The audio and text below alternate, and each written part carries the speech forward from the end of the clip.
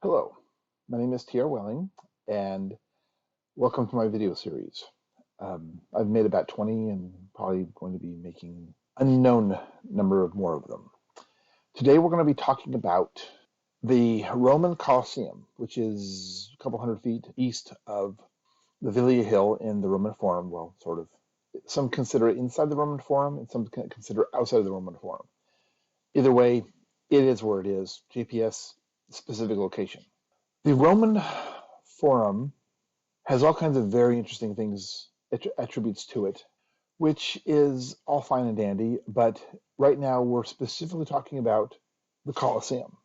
The Colosseum is one building built by, supposedly, possibly, theoretically, mythologically speaking, by the Vespasian family, for lack of a better description. It was semi-started by Vespasian and then continued under Titus, his son. And then when Titus was killed, died, or removed from this mortal coil, his little brother Domitia took over. It took a while for the Colosseum to be built. The Colosseum is built partially from the remains of the Domus Aurea, which is the palace that Nero built, and small portions of the palace of Nero is still there. Before Nero was able to build his Domus Aurea, he had to destroy the city that was there beforehand. In Rome, there was two cities. One city that was Rome proper, which is anything inside the walls, and this is another city, a city of pillars built specifically in the lake waterway, partial river, a side flow from the Tiber. The buildings that were built on the pillars in that lake waterway area, marsh, what have you, a couple hundred feet east of the Velia Hill. That is the object of Nero's rage, anger, and bitterness. That was the city that was destroyed, not Rome, all of Rome. Rome proper was mostly left intact. How do we know this? Well, because most of the buildings were still intact for several hundred years after that. In fact, the Forum wasn't destroyed until 650 when other things occurred.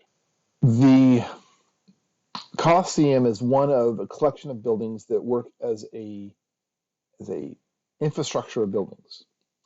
The Colosseum is actually, architecturally, engineering-wise, and other assorted scientific discoveries, Electro Magnetic Radio Telescope. The Colosseum has the bowl of a satellite dish, has the sound channelers of the Bose company, either copied or used because the information is universal. That's how sound waves operate and are channeled. So the basement of the Colosseum and a Bose wave radio are virtually identical because that's how you channel sound. The Colosseum began its life. Some of the materials of the Colosseum began their life as, in a way, sort of, kind of, unless those parts were transported to Levant lands, also King Solomon's temple.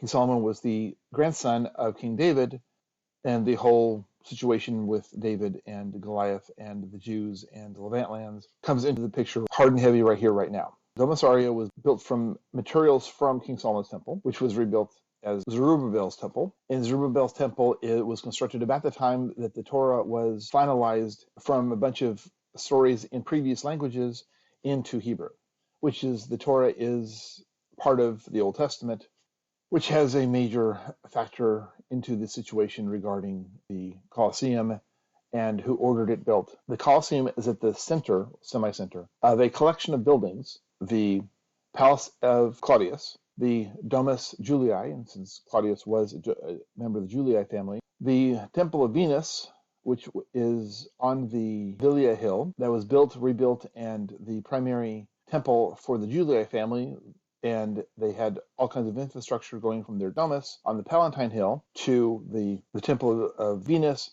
and there's all kinds of interesting stuff revolving around that, and Masonry, and Freemasonry, that is, and the Arch of Titus, which was not actually built by him, wasn't finished by him, wasn't started by him or his dad, Vespasian. It was started by Emperor Claudius, and part of the materials from the King Solomon's temple, specifically the Inner Sanctum Sanctorum, were dismantled from that building, brought to Rome, and reassembled into, over almost 50 years, reassembled into the Arch of Titus. But the design over those 50 years changed a radical amount.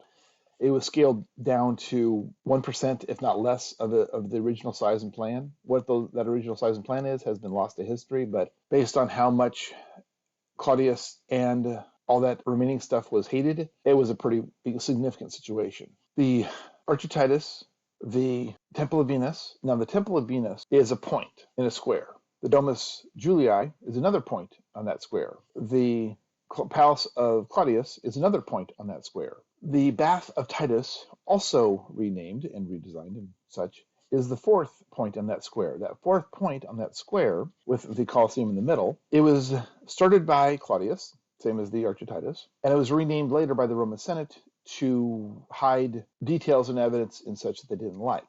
Now, very, very good aspect of what they did not like is the fact that this square, Freemasons pay attention, this square is difficult to figure a way that it wasn't intentionally built, because the Julii family are responsible for building 3 of those major points, and a 4th, the Arch of Titus. The Julii family are responsible for building them all. So it's difficult to determine a way that they weren't connected, weren't the same subject. Now, those 4 points used to be at least 100 feet taller, if not more, than the top part of where the Colosseum is now, which means that the architecture resembles almost identically, close to identically, the Arecibo radio telescope. Also, dozens of other radio telescopes, just not as big. They all have towers and control interfaces around the main portion of the main satellite dish. And if you look at the Coliseum, it's a satellite dish. It's just pointing to due up, which is what all radio telescopes do. They do point due up. Now, here's some additional evidence regarding the Coliseum is a radio telescope. To focus in on some things, telescopes have a aperture. That aperture is the ceiling of the Coliseum, which that ceiling of the Coliseum was expandable and retractable based off of several dozen sailors were hired, and their job was not to work the riggings of a sailboat. Their job was to work the riggings of the Coliseum to be able to expand and contract the canopy of the Coliseum. And in camera work, that's called an aperture. In radio telescopes, that's called the aperture. The engineering is dead on the money. Now, if you look at the Emperor's box inside that dish, you will see that the Emperor's box was surrounded on all 6 sides, with the 6th side being the view of the arena, retractable so that the Emperor in the box could see the games, and then it could be put down if anything happened. If one of the slaves got upset and threw weapons or something at the Emperor, that canvas can be put down and to protect the Emperor's life. The canvas needs to be very specifically paid attention to. The canvas that is specifically around the Emperor's box was interwoven with gold, and it was connected to a gold carpet that ran down the hallway. That's a Faraday cage because it's grounded. It's connected to the earth. It's carpet inlaid with gold and copper woven in, and it's good 1/4 inch, 1/2 inch of carpet that is canvas that is matted with copper and gold thread, directly connected to the walls and the ceiling and the floor. So the Emperor was surrounded on all sides by a Faraday cage that went down the hallway behind him.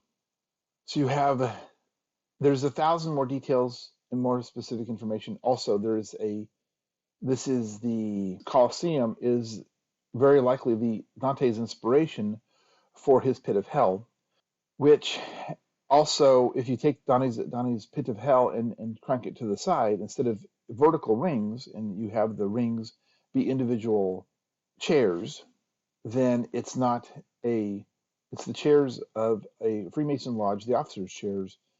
Each ring is an officer, which makes things a little bit more complicated and very, very interesting to deal with. If you like this video, please let YouTube know. And if you wouldn't mind, this is not exactly easy work to do, and it requires full-time concentration and focus. So a donation would be fantastic. Thank you so much.